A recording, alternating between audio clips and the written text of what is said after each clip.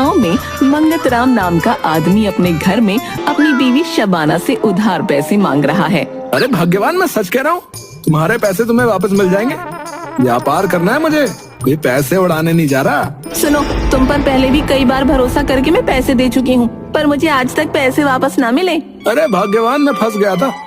जिंदगी भर हम इसी हाल में थोड़ी रहेंगे। हाँ, सही कहा। अगर तुम्हारी सारी बातें मान ली तो कटोरा लेकर भीख मांगने की नौबत आ जाएगी। कभी तो अच्छा बोला करो, तुम बुरा बोल देती हो, इसीलिए तो मेरे सारे काम बनते बनते बिगड़ जाते। बुरा बोल देती हूँ इसलिए हमारे सिर पर आज छत है, नहीं तो हर बार बारिश में नहाना पड़ता। अरे तुम क्या जानो व्यापार को, तुम्हें खाना बनाने से फुर्सत हो तब तुम समझो। व्यापार में सिर्फ फायदा नहीं होता, कभी कभी नुकसान भी हो जाता है। हाँ। जी, इसमें फायदा नहीं नुकसान ही है। आप व्यापार करना छोड़ दो। अच्छा है मैं घर का खाना बनाती हूँ, नहीं तो तुम्हारे जैसा हाल हो जाता, भिखारी की तरह। शबाना, तुम मेरी बेइज्जती कर रही हो। तुम ये मत भूलो कि मैं तुम्हारा पति हूँ। व्यापार करना हमारी खानदानी निशानी है भाई, हमारे रग रग में बसा है व्यापारी। तो आप इसमें फायदा भी तो देखिए। चलिए, एक शर्त पर मैं आपको पैसे दे सकती हूँ। कैसी शर्त? अगर अब की बार आपने नुकसान किया तो घर का सारा काम आपको करना पड़ेगा और खुद को व्यापारी कहना बंद कर देंगे। तुम ये मत भूलो, हमारी रगों में व्यापारी का खून है। शेर घायल हो सकता है लेकिन शिकार करना नहीं भूल सकता। तुम्हारी शर्त मुझे मंजूर है। ठीक है, फिर मैं आखिरी बचे हुए पैसे आपको दे देती हूँ। शबाना अपनी अलमारी से 50,000 रुपए निकाल कर मंगतराम को देती है। मंगतराम हंसता है।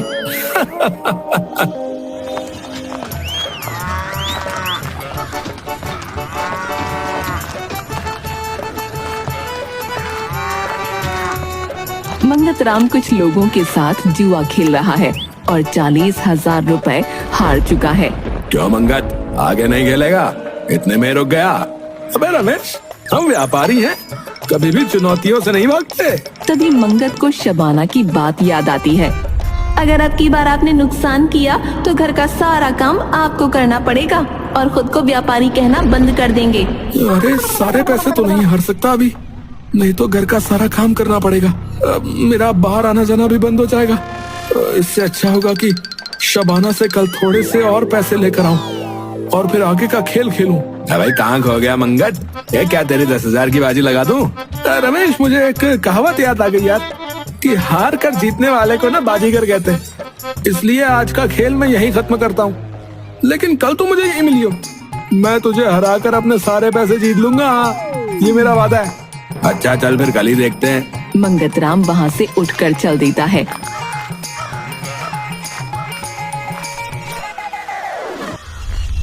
मंगतराम को रास्ते में एक आदमी मिलता है जो अपने घोड़े लेकर खड़ा हुआ है। वो मंगतराम को रोकता है। भाई साहब, जरा रुकिए 2 मिनट के लिए। हाँ बोलिए। भाई साहब, मेरा नाम शेखर है, मैं एक व्यापारी हूँ, लेकिन मेरे साथ अभी अभी एक धोखा हो गया। कैसा धोखा?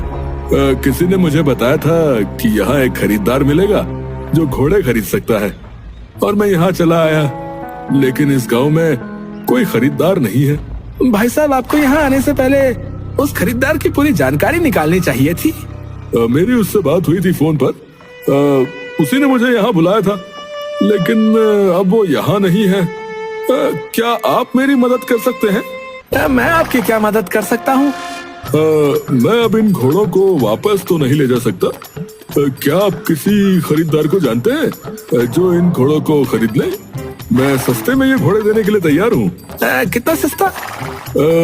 अगर मुझे कोई 10,000 रुपए भी दे दे तो मैं इन दोनों घोड़ों को उसे दे दूंगा। अरे ये पागल तो इन घोड़ों को इतने सस्ते में दे रहा है, इनकी कीमत तो बहुत होगी। मैं इससे ये घोड़े खरीद कर महंगे में बेच दूं तो? भाई साहब, आप कहाँ खो गए? देखो, मेरे पास एक खरीदार है और उसे घोड़ों की जरूरत भी है, लेकिन वो बस 10,000 ही देगा। इसलिए मैं तुम्हारी ये मदद कर सकता हूँ। मेरे पास 10,000 रुपए हैं, तुम मुझे घोड़े दे दो, मैं उसे ये घोड़े दे दूंगा। हाँ, मैं तैयार हूँ भाई साहब। शेखर मंगतराम से पैसे लेकर उसको घोड़े दे देता है और कुछ दूरी पर जाकर पैसे गिनते हुए कहता है। अरे क्या बेवकूफ बनाया भाई है? ये पागल नहीं जानता कि ये घोड़े जो है चोरी के हैं। कभी भी इन घोड़ों का मालिक यहाँ आ सकता है। इतना बुद्धू आदमी तो मैंने आज तक नहीं देखा भाई।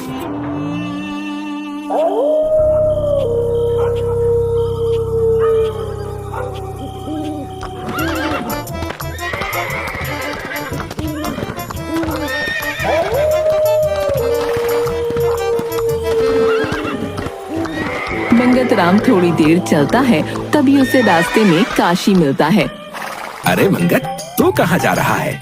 और ये घोड़े तेरे पास कहाँ से आए रे? मंगत झूठी शान दिखाते हुए कहता है।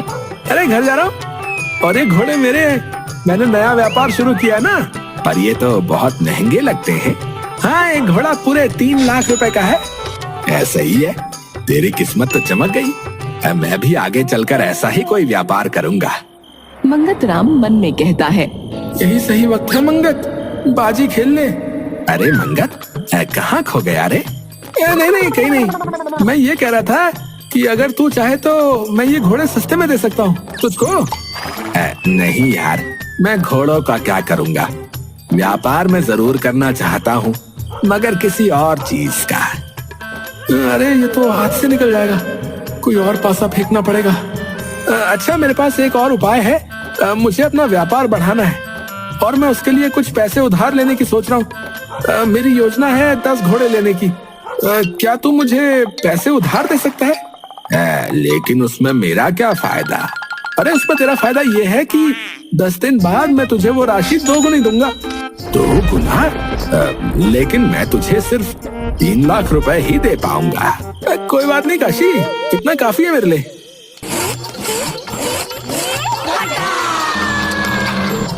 10 दिन बाद मैं तेरे घर पर पैसे लेने आऊंगा मंगत। अच्छा? मंगत घर पहुंचकर शबाना को उसके पैसे वापस लौटा देता है। तुम्हारे पैसे वापस कर दिए वादे के अनुसार। अरे तुम्हारे पास इतने पैसे कहाँ से आए? मैंने तुम्हें कहा था ना, मेरी रगों में व्यापारी का खून है। देखो, सुबह मैंने तुमसे पैसे लिए और रात में तुम्हें लौटा दिए। हाँ जी, चलो मान गई। आज तो मैं जश्न मनाऊंगा। एक काम करो शबाना, मेरे लिए लड्डू बनाओ। शबाना मुंह चिढ़ाते हुए लड्डू बनाती है।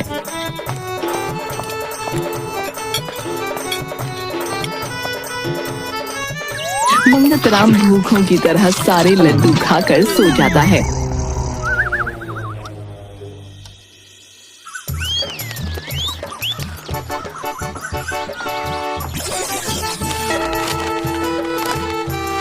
कुछ दिन बाद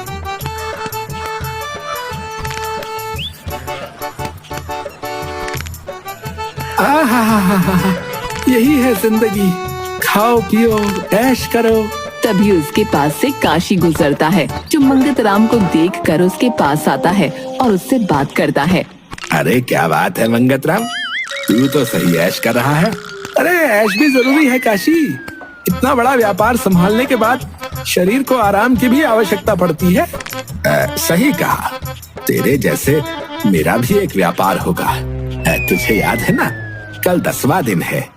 तू मुझे मेरे 2 गुने पैसे लौटाने वाला है। मंगत राम चिढ़ते हुए। हाँ, याद है। तो कल मैं तुझे मिलता हूँ, मेरे पैसे तैयार रखना। काशी वहाँ से चला जाता है।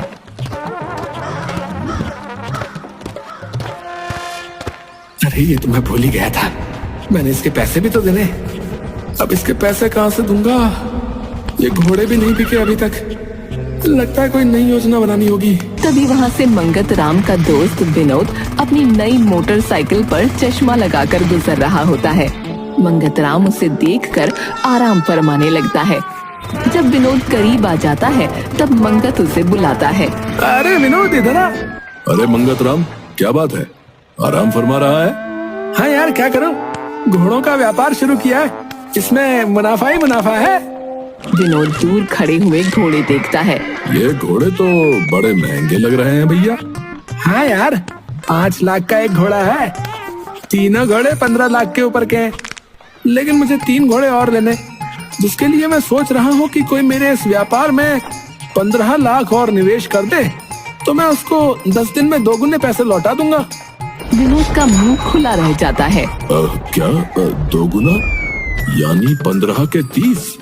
हाँ यार, जब मुनाफा ही इतना है तो इतना क्यों नहीं दूंगा? 6 घोड़े मैं शहर में आराम से 50 लाख के बेच दूंगा। अच्छा सुन मंगत, मेरे पैसे भी लगवा देना यार इस व्यापार में। देख मेरे पास 15 लाख तो नहीं है, मैं तुझे उधार 10 लाख दे सकता हूँ, पर अगर तू 10 दिन बाद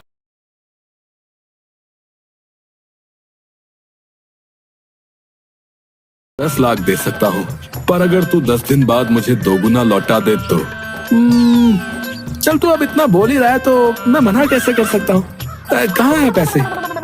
चल आ बैठ, मेरे दफ्तर में पैसे रखे हैं। मंगतराम विनोद के साथ उसकी मोटरसाइकिल में बैठकर उसके दफ्तर चला जाता है। विनोद मंगतराम को पैसे दे देता है। मंगतराम काशी को 2 गुने पैसे लौटा देता है। कुछ दिनों बाद मंगतराम ऐश कर रहा है, तभी विनोद वहां आ जाता है।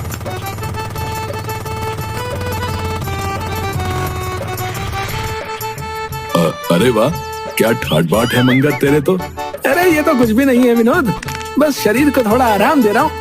व्यापार का इतना भार है कि शरीर को थोड़ा आराम देना भी जरूरी है। इतना भार है तो थोड़ा मुझे दे दे। याद है ना कल 10वां दिन है, तूने मुझे 2 गुना पैसे वापस करने हैं। हाँ याद है। चल अच्छा है, कल से मैं भी तेरी तरह आराम करूंगा। चल मैं तुझको कल मिलता हूँ। विनोद वहां से चला जाता है। अरे फंस गया यार, इसके तो 20 लाख है, इतनी बड़ी रकम कहाँ से लाऊं? तभी मंगतराम को सामने से गांव का सुनार लाला पूरन आता दिखाई देता है। अरे ये पूरन काम आ सकता है, यही इतनी बड़ी राशि दे सकता है। मंगतराम उसे रोकता है। अरे पूरन लाल जी, पैदल कहाँ जा रहे हो? मुझसे कहते थे मैं अपनी घोड़ा गाड़ी भेज देता आपके लिए। कौन सी घोड़ा गाड़ी? लो, आपको यही नहीं पता? अरे मैंने घोड़ों का व्यापार शुरू किया है और इसमें अंधा मुनाफा हो रहा है। आप काशी को जानते हो ना? हाँ, अरे वो जो तेरा दोस्त है वही काशी ना? हाँ वही, उसको 3 लाख का फायदा कराया अभी कुछ दिन पहले ही, और अब विनोद मेरा दोस्त, उसको भी कराने वाला हूँ। 2 गुना फायदा? मगर कैसे? अरे उन्होंने कुछ रुपए मुझे उधार दिए, जो पैसे मैंने घोड़ों के व्यापार में लगा दिए। मुनाफा होने के 10 दिन बाद ही उनकी कीमत 2 गुना करके लौटा दी। अच्छा, ये घोड़े तुम्हारे हैं?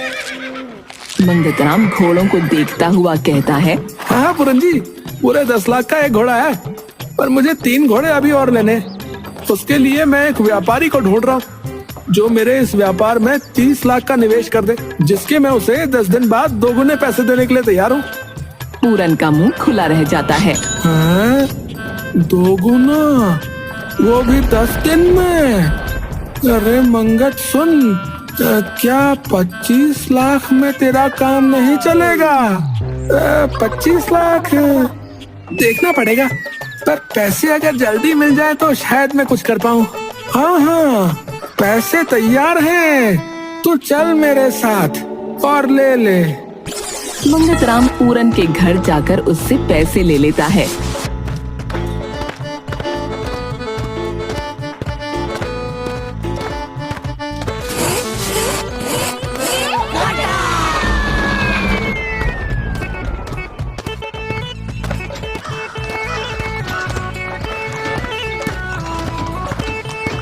मंगतराम विनोद को उसके पैसे 2 गुने करके लौटा देता है।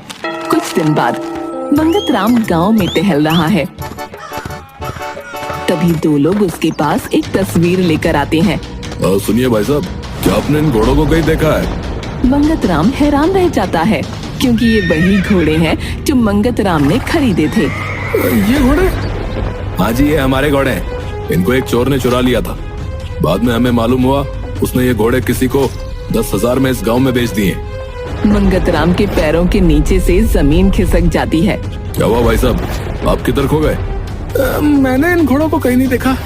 अच्छा कोई नहीं, हम दूसरे लोगों से पूछताछ करते हैं। वो लोग वहाँ से चले जाते हैं। मंगतराम भागता हुआ अपने घर जाता है और शबाना से कहता है, शबाना, सब खत्म हो गया, तुम्हें मेरे लिए काम करना होगा।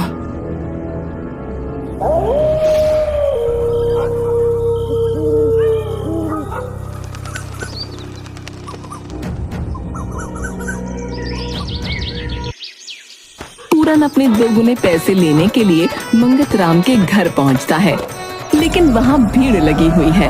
अरे लगता है पैसे का भंडारा हो रहा है, मजा आएगा। उसी भीड़ में विनोद और काशी भी खड़े हैं। अरे देने वाला जब भी देता छप्पर फाड़ के। तुम सब लोग 2 गुना पैसे लेने आए हो ना? क्या बोले जा रहे हो पूरन जी? अरे सच बोल रहा हूँ विनोद। वैसे तो ये बताने की बात नहीं है, पर खुशी इतनी है क्या करूँ। देने वाला जब भी देता छप्पर फाड़ के। पर ये कोई देने वाला नहीं है, सब लेने वाले खड़े हैं। हाँ जानता हूँ, सब अपना 2 गुना पैसा लेने आए हैं। जय हो मंगत राम तेरी। अरे सपनों से बाहर आओ पूरन जी। मंगत न जाने कितने लोगों के पैसे लेकर भाग गया है। हाँ, उसने चोरी के 2 घोड़े सस्ते में लिए और सबको दिखाया कि उसका ये व्यापार है। सबसे उसने व्यापार के नाम पर पैसे ले लिए और कहा कि 2 गुने लौटाऊंगा। विनोद और मेरी किस्मत अच्छी थी, हमारे पैसे मिल गए, पर बाकियों के शायद अब कभी ना मिले। पूरन हैरान रह जाता है। तुमने क्या कहा कि मेरे पैसे नहीं मिलेंगे? हाँ नहीं मिलेंगे। हाँ नहीं मिलेंगे। मुझे चक्कर से आ रहे हैं। पूरन बेहोश होकर वहीं गिर जाता है। एक बड़ी सी कार में शबाना और मंगत राम शहर की तरफ जा रहे हैं।